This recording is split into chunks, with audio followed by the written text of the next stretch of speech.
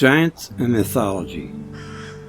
We must not remind them that giants walk the earth. Frank Miller, Batman, Dark Knight Returns, 1987. Even though human memory fails to penetrate the true mysteries of our remote past, mythology provides us with a framework by which we can glean a semblance of humanity's origins, the many myths of giants, gods, and other advanced beings whose power supposedly once ruled this planet.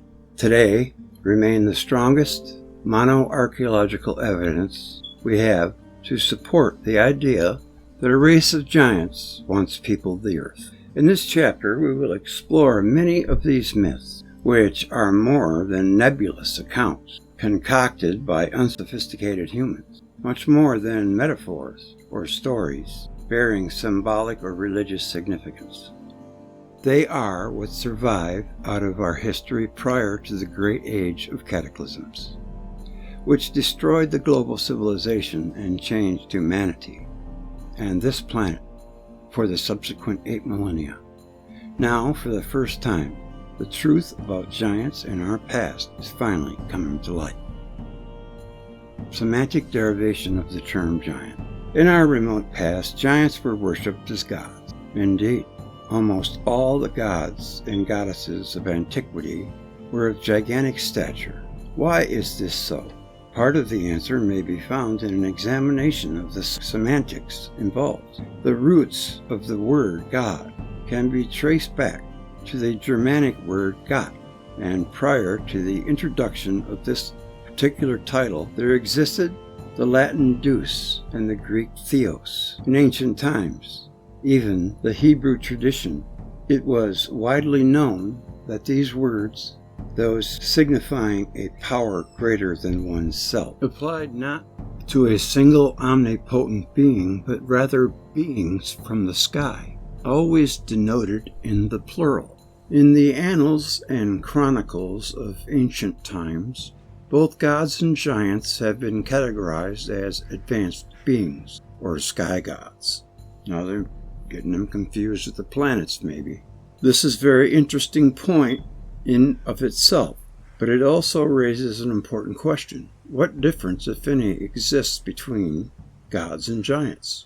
Who were these giants described in ancient times? Were they mere fantasies? Or do they represent a very real, very tangible link to our prehistoric ancestors?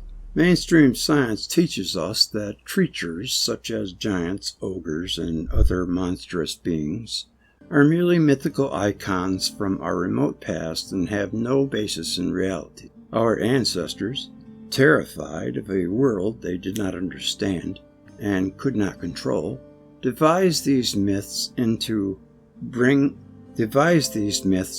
order and predictability to a chaotic primeval world. Such are the conclusions of academia in its final death throes.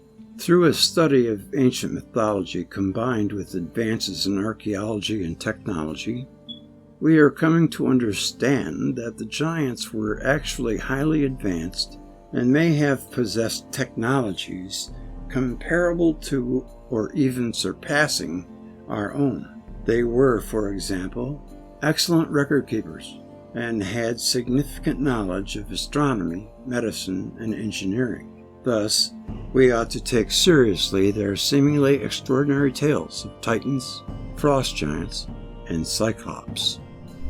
The feats and wisdom of the ancients. In order to show that the frost giants and cyclops. The feats and wisdom of the ancients.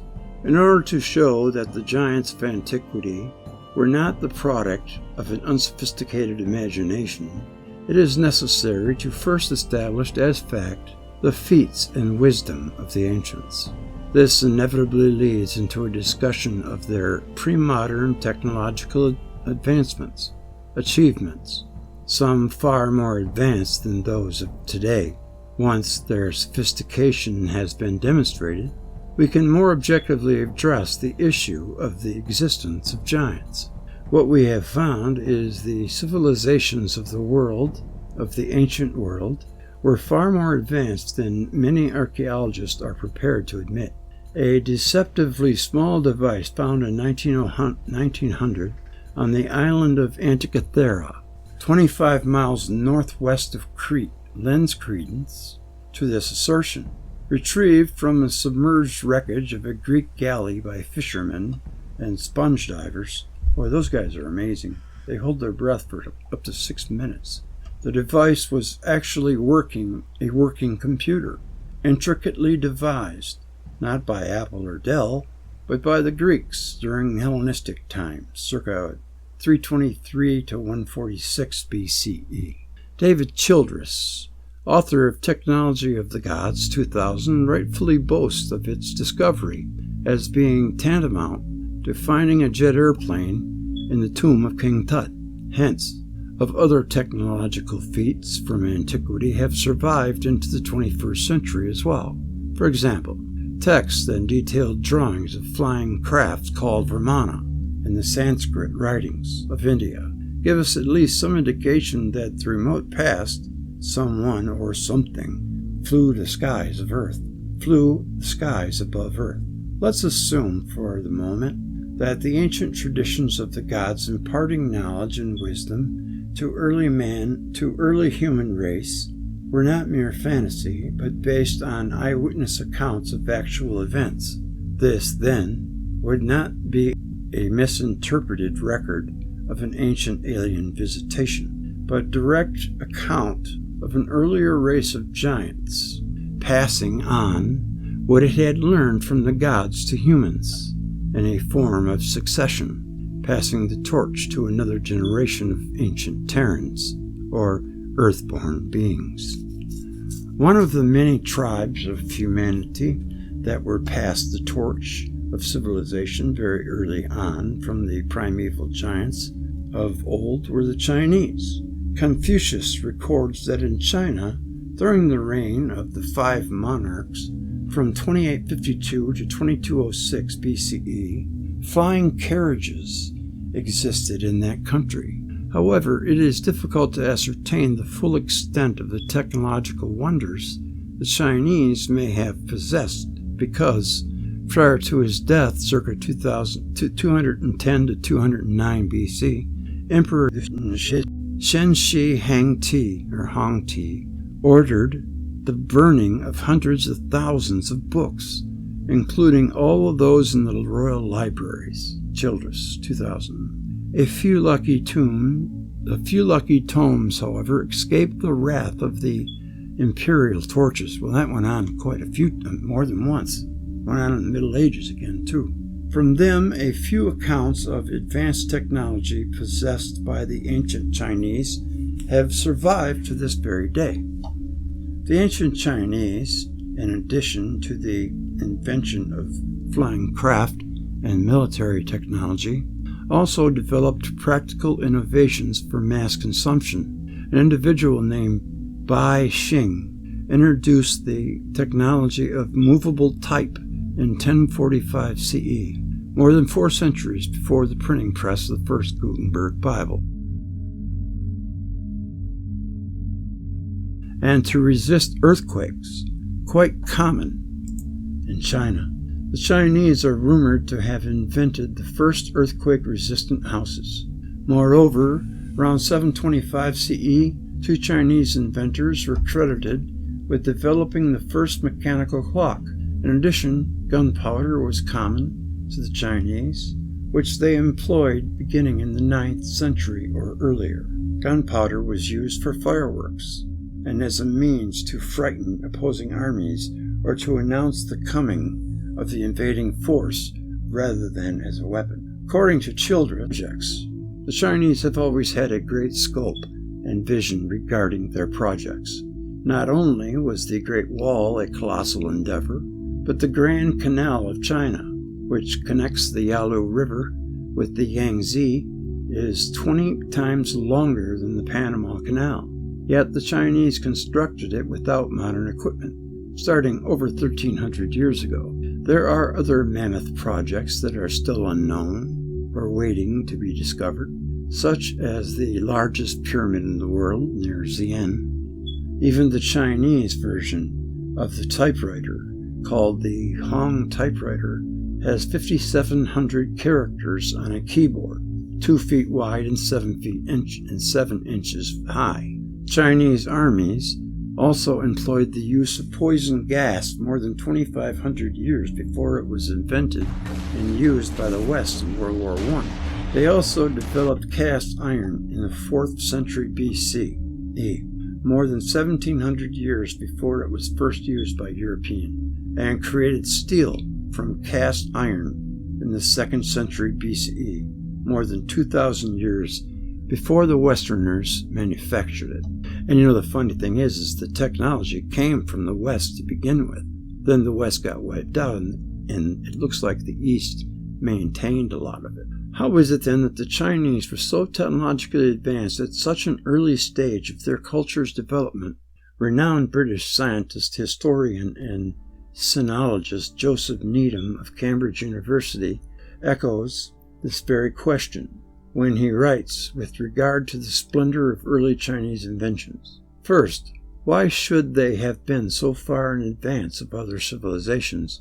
And second, why aren't they now centuries ahead of the rest of the world? David Childress implies that the answer lies in the inherited knowledge from an older civilization.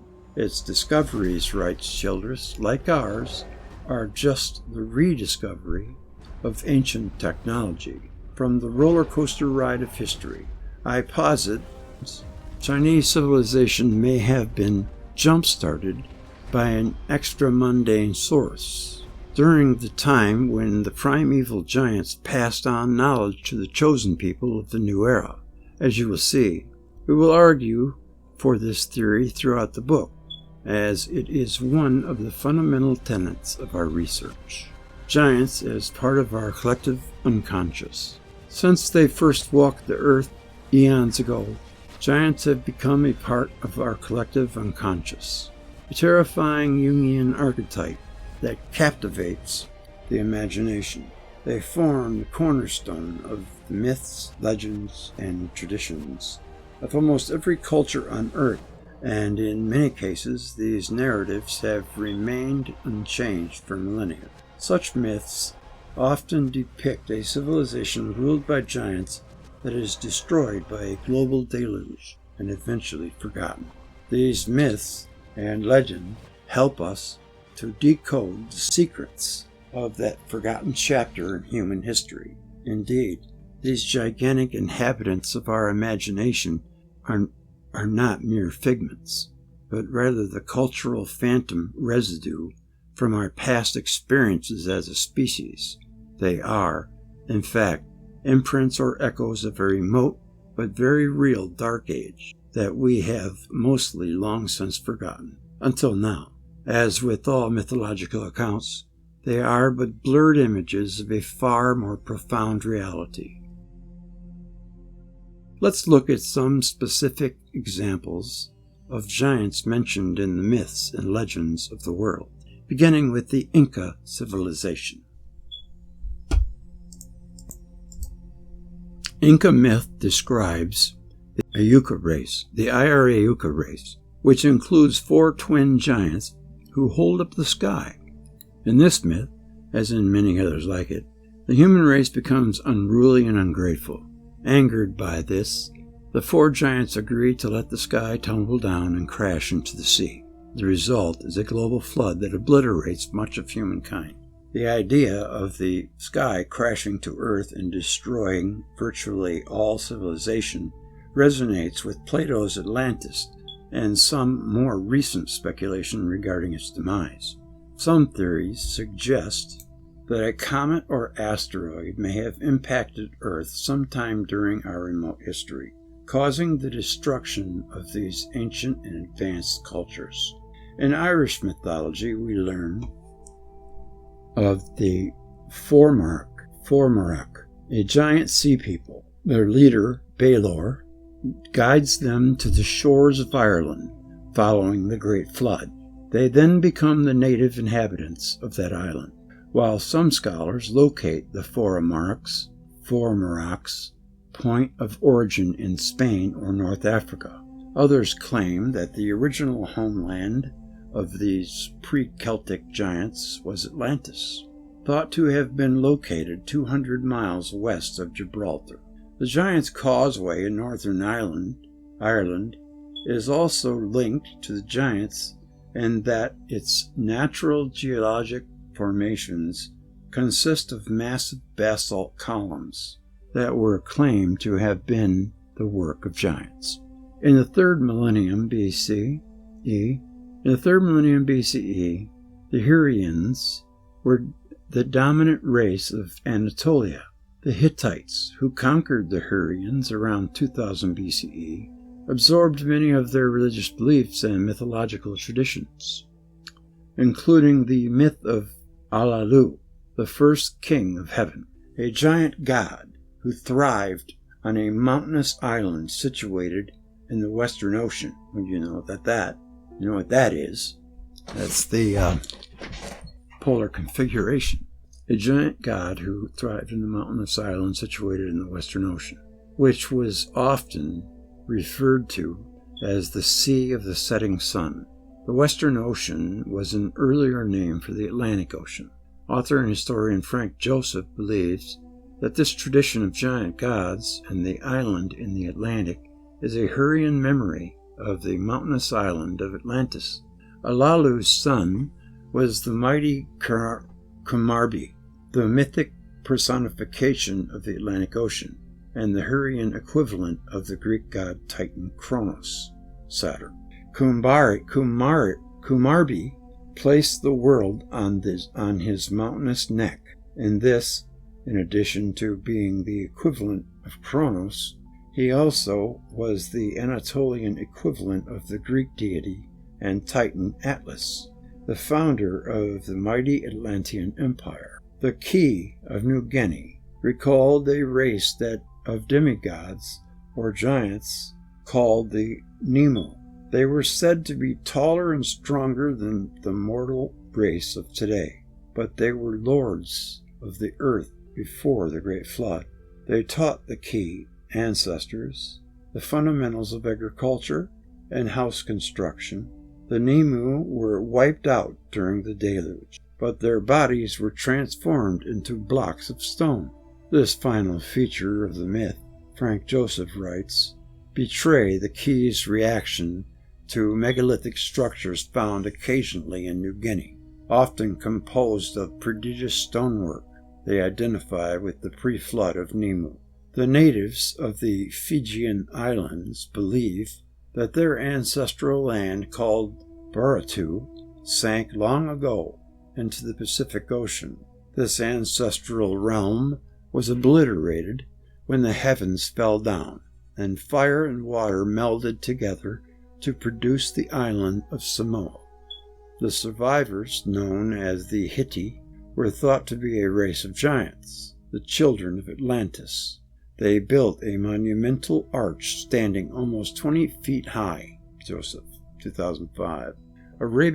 Arabic myth describes a race of giants known as the Adites. These beings are the equivalent of the Atlantean Titans of Greek mythology, and are described as superior architects and builders. Since their earliest recorded history, Arabs in the Middle East have associated all immense structures with these great giants of antiquity. We will read more about the building and civilizing skills of the ancient giants in the following chapter. Bochica is a figure in the myths of the Chibcha people of present-day Colombia, a bearded, white-skinned giant similar to Atlas. He supports the sky on his shoulders. When the people forsake his teachings, he eventually drops the sky, causing a series of floods and conflagrations that decimate the planet. This event also destroys the giant's own home, forcing his children to flee and seek shelter elsewhere. In the end, they settle along the coast of Colombia, eventually becoming the country's native Indian inhabitants. As you can see from this small sampling, a sheer number and variety of giant myths and legends is staggering. Indeed, they can be found in almost every culture on Earth, As stated above, many of these mythologies include beings closely related to the Titans, who supposedly once ruled Atlantis.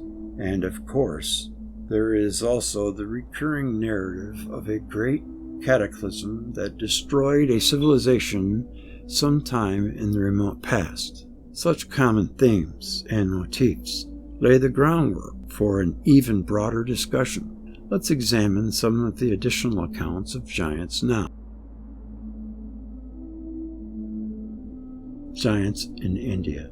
In the spring of 2000, in a virtually uninhabited desert region of northern India, the American team of archaeologists uncovered the ancient skeletal remains of a human being of phenomenal size. An elite team of excavators from the American government made the discovery, with support from the Indian military, which holds jurisdiction over the area. Along with the gigantic bones, the team discovered tablets bearing ancient inscriptions. These tablets detailed the story from Indian mythology regarding the supreme god Brahma, who existed in the beginning and created the cosmos as we know it. This deity, according to the inscription, created creatures of gargantuan size. Remember the Silawak Hills? In the remote past, and commanded them to bring order to chaos. They soon became the rulers and guardians of humans, but they were consistently combating each other and engaging in profuse military engagements, along with fits of aggression and territoriality. Sounds like us today. They eventually failed their purpose and had to be destroyed. Some sources claim that the American team and Indian government secretly believe that these cyclopean relics belong to a vanished race of giants that Brahma created. Following the initial excavation, the Indian government sealed off the area, allowing access only to Indian government officials and authorized representatives of the American government. In the Sanskrit writings of India, we learn of the Daityas or water giants. They are mentioned in the Vishnu Purana and the Mahabharata, two of the most ancient and highly revered Hindu sacred texts. The Daityas were the offspring of Vishnu. These water giants are the East Indian equivalent of Titans of Greek mythology, which include Atlas and other kings of Atlantis. These writings describe how Vishnu's mother conquers the earth for the gods and becomes the first of the mighty Daitya. This ultimately makes her the upholder of the sky. What Frank Joseph describes as the moral order of the cosmos, therefore identifying her with the Greek Titan Atlantis, who creates the island of Atlantis and holds the burden of the world on his shoulders. According to the Vishnu Purana, these water giants reside in Tripura, the Triple City, the metropolis now a sunken island located far across the impenetrable Western Ocean, the Atlantic, echoes Plato's own descriptions of the lost civilization of Atlantis. The immortal Greek philosopher wrote that this submerged landmass was beyond the Pillars of Hercules, in the middle of the Atlantic Ocean. In addition, the triple city of the Vishnu Purana is clearly emblematic of the trident of Poseidon, the patron god of Atlantis. In the final war, both the Daitya and Tripura were destroyed, which is yet another similarity to the myth of Atlantis. Seems like we just can't stop hating each other. But before the cataclysm, the people were pious. The Rakshas are also worthy of recognition, if only for their gruesome and diabolical reputations. Hindu belief maintains that the Rakshas were thoroughly wicked human beings in previous incarnations, and that their reincarnation as one of the most hideous giants was punishment for past sins. According to the Ramayana, these giants were born from Brahma's foot. Other myths trace their bloodline back to the demon Pelastia, or to the other devils such as Kasha, Niridi, and Nerida. Rakshas are described as mean, vicious creatures, exceedingly ugly, gigantic in stature, and black as soot, unequaled in their ferocity. They interpreted sacrifices, desecrating burial sites, harassing priests, and took possession of impressionable young humans. In fact, their crimes are too numerous to describe here in full. They were often depicted with two fangs protruding out of their mouths like vampires, with sharp nail-like claws, prowling through the night like wandering beasts. Due to their obvious connection to the mythology of vampires, Rakshas have been associated with the undead, further emphasizing their venomous beast-like persona. They were also portrayed as cannibals. Giants in the New World. From myth to history. In the earliest written accounts of almost every culture, we find descriptions of fierce, light-skinned people who were once the central force of a lost civilization. Science writer Terence Aim, in an email message to the author on January 22, 2011, describes the following series of events in addressing the presence of giants in ancient North America. He also discusses some of the encounters between European explorers and various gigantic Caucasian aborigines in Central and South America. According to Aim, the Paiute tribe of present-day Nevada tells of an ancient war they waged against a primordial race of white-skinned, red-haired giants. Why always war? The Paiute claim that they were as tall as 12 feet in height and called the imposing Caucasians the Sitika. Sitika literally means tool eaters. In the language of the Paiute Indians, tool is a fibrous plant that the giants used to construct assault rafts. According to a tribal lore, this very tall race was already living in North America when the ancestors of the Paiute arrived 15,000 years ago. The modern scientific dogmatism dismisses such reports as sheer fantasy, but there has to be more to it than just a case of overactive imagination. I'm beginning to think nothing is just made up of whole cloth. Everything has an amount of truth to it. And indeed, hundreds of excavations, including sites in Virginia, New York State, Michigan, Illinois, Tennessee, Arizona, and Nevada, support the Paiute account. Hard scientific evidence specifically buttressing the legend of a war with red-haired giant Caucasians first came to light in 1924 at Lovelock Cave in Nevada. We all know about that. According to the legend, during the pitch of battle, the Paiute pursued the giants into the cave, where they took sanctuary and continued to resist the tribe. Ignoring their demands to exit the cave and face the tribe head-on, the enraged tribesmen covered the cave with brush, and then ignited it into flames. They must have had a lighter or something, or matches, hoping to burn their enemies out. A small number of stalwart giants ran from the cave entrance and were immediately pummeled by a barrage of arrows. Nice guys. Those who remained in the cave were overcome by intense fumes and perished. In 1911, skeletons and fossils were found in the area, dating to the time of the legend's origin. More than 10,000 artifacts were unearthed, including mummified remains of 2 red-haired giants. One of them was female, 6.5 feet tall. It's not a giant, that's a tall person. Giant's like 25 feet tall. And the other male, a towering 8 feet. Of course, they did get smaller as time went on. These relics proved once and for all that the Paiute myth of war against these race of white-skinned, red-haired giants was not a fantasy, but was a fact, stark reality. Evidence in the form of broken arrows that had been shot into the cave of a dark layer burned material confirms the description of the climactic battle scene that concludes the legend.